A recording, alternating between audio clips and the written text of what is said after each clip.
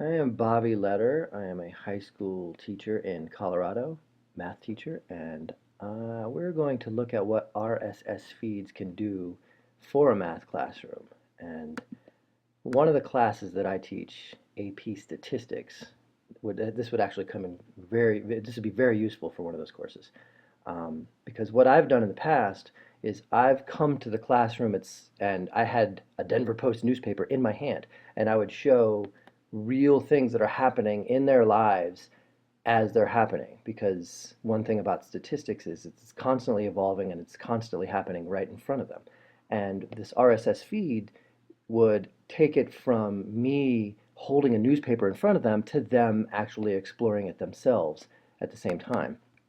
There's several feeds of RSS that exist that would be great for this. NPR Math Guy, NMSI, and one right here, Dan Meyer's Twitter and website is an excellent one. This is one that I would try to emulate myself, as Dan Myers is indeed one of my math teaching heroes, if such a thing could exist, where Dan poses a question like this one: what's a real world numeric example to illustrate why a negative times a negative is a positive?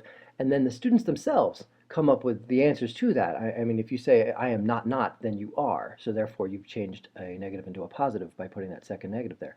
But look at the students' responses. For example, this one right here in a movie scene of a car's in the scene moving backwards, playing the scene reverse causes the car to move forward. That's brilliant. And that comes from Dan's RSS feed and this Twibe, which is a specific Twitter group that he's created. And this is something that I could emulate myself, where the students would answer the questions that I posed, and then the other students would see what the students are answering, which just creates a learning environment that expands and grows so quickly before your eyes. Another really good one is the Wall Street Journal graphic, which actually takes the newspaper idea that I just said and brings it right to the students themselves, as they have this RSS feed that has specific topics that's constantly updated. If you can look right here, you see the 20 hours ago, and then you keep going down, you see days. But what the students could do is then choose a topic for themselves that they find interesting. Hey, prison. Americans work less, watched more TV in 2012. That's an interesting topic. And there's another one here of railroad accidents. And what this does is it brings up graphical displays for the students, which is really important in AP statistics, as in order for you to be successful in the course, you have to actually be able to interpret a graph that's put in front of you, because the graph is always trying to tell you something. That's the whole point of a graph, is it's communicating an idea to you. So the students could then go, hey, I'm interested in railroad accidents, and they would then see this graphical display, and then they could make an interpretation.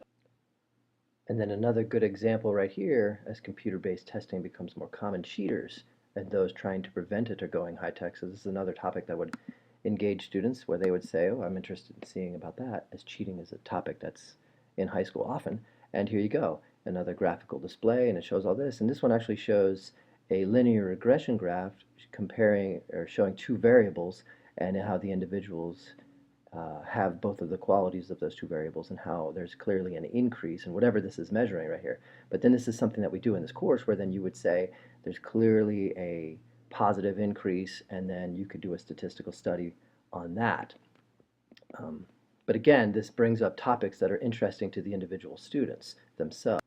And then there's more that the students could look at as well that are maybe not as good, but still as interesting as the Wall Street Journal and Dan Myers is. So what an RSS feed could provide to a classroom: what it does is it brings what's going on in the world around the students on a daily basis in AP statistics right into their hands, where then they would look at actual things that are happening, actual graph and statistics and numbers and data that are being gathered as they sit there, and then they can make their interpretations. They can see how it's happening around them, and how the topics that are being discussed, are being looked at, are topics that they're actually interested in, and they're topics that actually affect them in their day-to-day lives. And that is the point of inquiry-based learning. And also, it provides the virtual feedback in the conversation, which is exactly what Dan Meyer had, where you get the students communicating with each other, with me, and presenting their ideas and their thoughts, which then bring more thoughts and more ideas from other students, and it creates a learning environment where it just constantly grows.